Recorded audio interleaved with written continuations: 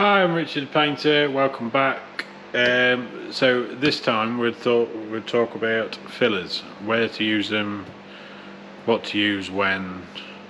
There's that many different types. Some people get a bit baffled with it, so I thought, well, maybe explain them.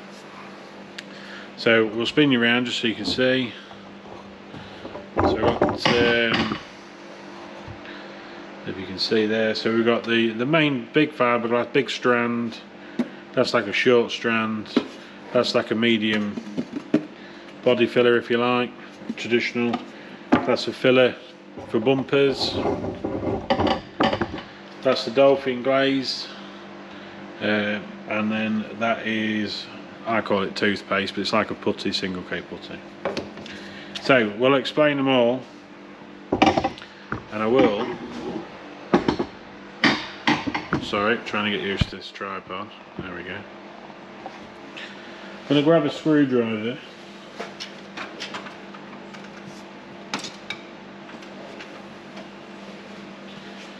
Right, so when to use them and all that is basically down up to you, what kind of job you're doing, that type of thing. So if you're doing something fiberglass, about Bond Bug, which we've had the joy of working on before in the past, which was quite an entertaining car.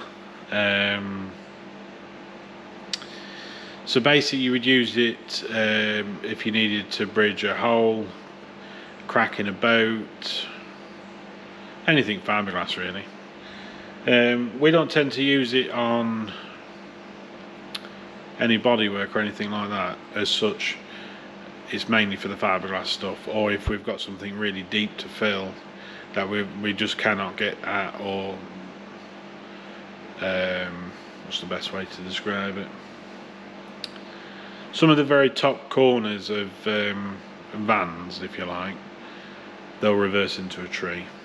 It's incredibly tough to pull that out, so you try and pull as much as you can out, but then sometimes there'd be like a heavy crown or a crease. You've got no access on the back to tap it back out, so then you have to use something a bit more in there, or like I said, the Bond Bug. If you was doing some of them old Lotuses or something like that, yeah, you might want to use that to reinforce a corner or something like that. I've seen people use it on bumpers and stuff. It's not really very good for bumpers because it'll stick initially and it'll look okay initially, but then it'll delaminate down the road. We've had bumpers here quite a few times. We've gone to repair it, taking the bumper off, and then there's a big chunk of fiberglass behind it, and that's where it's failed. So we had to rip all that back off and then do the repair properly. See that on a future video. So this stuff, I'll just show you, I'll talk you through each one. So this is, I would call this like a long strand. So you can see it has a lot, let me take that off of there. I'm trying to look at this and then look at that at the same time. So you can see it's longer strand, it's very thick. There's not a lot of resin in that as well, so although it's got enough to do its job, if you like, there isn't a lot of resin, as in it's not very smooth. Not as smooth as they used to be anyway. So that's basically that one. So that has its place, if you like. No, it's not for repairing sills, so don't get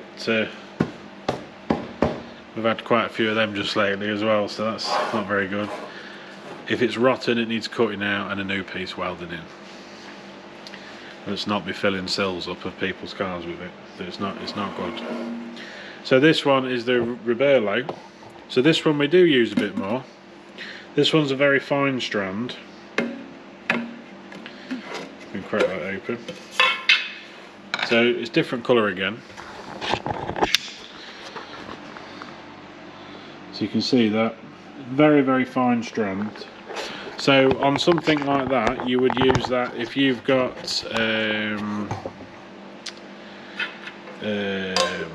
what's the best way to describe that? So if you've got pop that lid back on, keep it nice. So if you've got like a big filler work job, again, no proper access, or it's not pulling where you want it, and you know, you're not fitting panels, customers happy with what you have to do and stuff like that, you might use a skim of that first. The reason, some paint drop in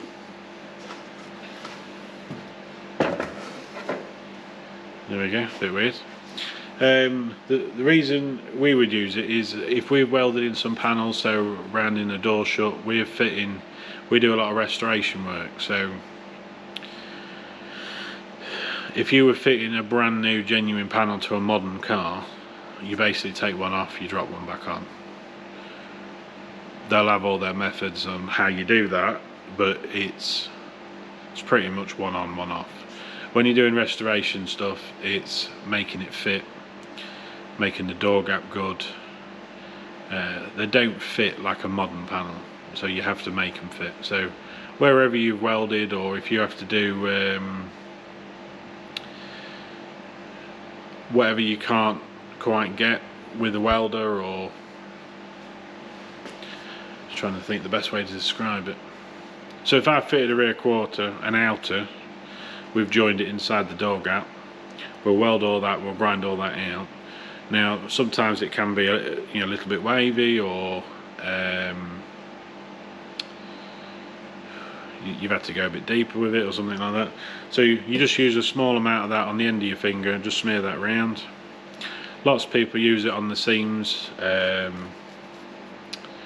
any big like curvy areas or anything like that. It's just, that stuff's really nice to use. And for its, sorry,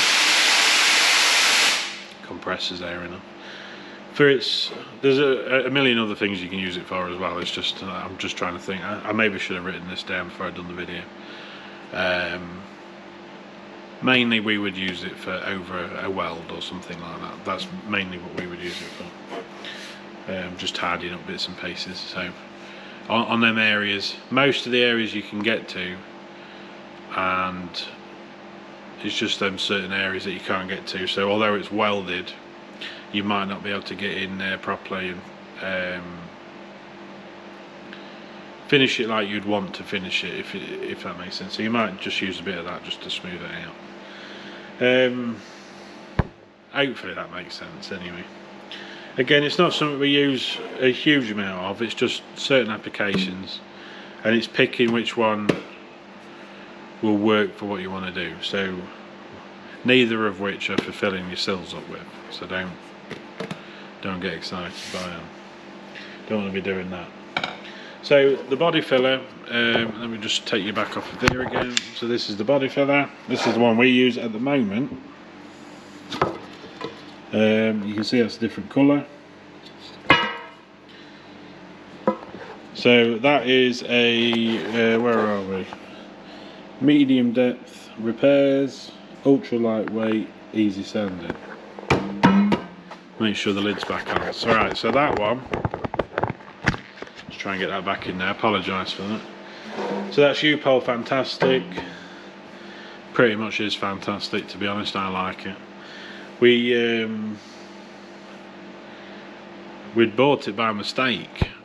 We were using another one, and it turned up by mistake. And then sometimes they'll have a few deals on. You buy two and whatever. And the latest deal with my supplier at the minute, if I get 4, I get a really good deal. So I'll just buy 4 tins. Last ages, depending on the work that you're doing.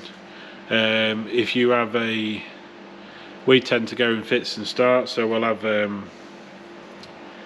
I look after a couple of van companies, vans, so we'll have quite a few vans in, so they're going to need a bit more filler. Cars, we tend to spend a bit more time with, pin pull as much as we can. I will show you that process in another video later on.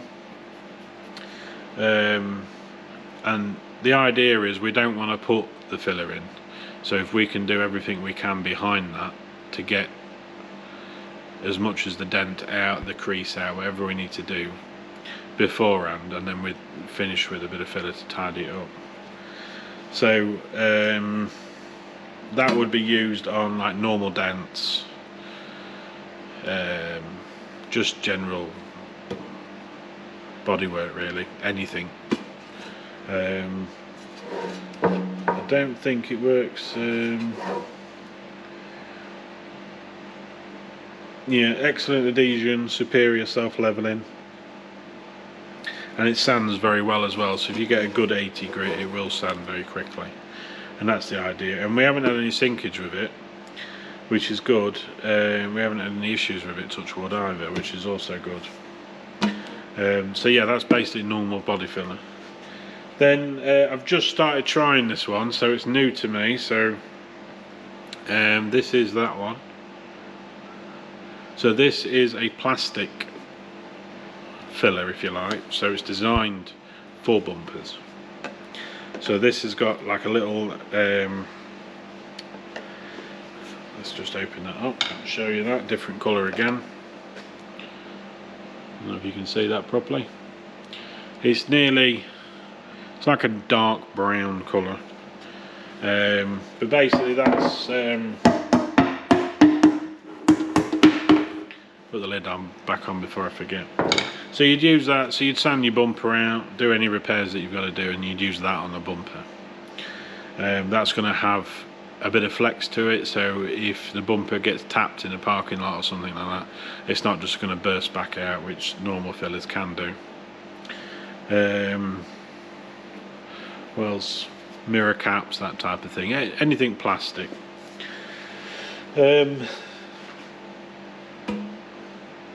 It's not as good as a filler as the other stuff, but it's designed for the job, so it shouldn't have any issues down the road. And if you're going to guarantee somebody's work, you need to make sure you use the right product for the right environment. So the next one down is the Dolphin Glaze. You'd have seen me use that on a prior video probably. So this is almost like a thick milkshake consistency. So this one's very, very gooey, if you like. This one will get everywhere if you allow it. So basically we would use that to any very small dings, dents, because it self-levels and it's very, very fine. It will sand out very easily, and if you're just doing a little ding in a door or something like that, it's perfect for that. Some people, I don't think you're supposed to, but I've seen people use it on bumpers and that. But if you need something to get a real sharp edge, a swage line or something like that, if you're finishing Dolphin Glaze, it's perfect. It's good for stuff like that. It's a bit like, some people would call it a stopper, basically like a finishing glaze, if you like. So, and also when using the Fantastic filler, although you're trying your best not to get any air holes in it, once you start putting it on, sometimes it can create a few pinholes, just inherent with filler work. That will fill them as well. Which brings me on to the next one really. So that one's Dolphin Glaze. That basically comes in a pouch normally. Now the nice thing about all them ones I've just shown you is they all use the same filler. They all work on that red filler, hardener, sorry, or catalyst, depending on where you are in the world. So they'll all work. So we only need one hardener for all of them, which is good. Now this one I call toothpaste, which is not toothpaste, and I wouldn't recommend it either. Don't know if you can see that or not. Is it showing properly? So this is what they call a putty. So I don't know if you can see that inside there. This is extremely fine, very, very easy sanding. It's a single K product, so there's no hardener with it. But this will be if you've got a little nick out of something in a door edge, or you've missed a pinhole from your other process. Even scratches, you know, like if you get like a deep scratch and you don't want to sand the whole panel out and stuff like that, which you end up doing sometimes.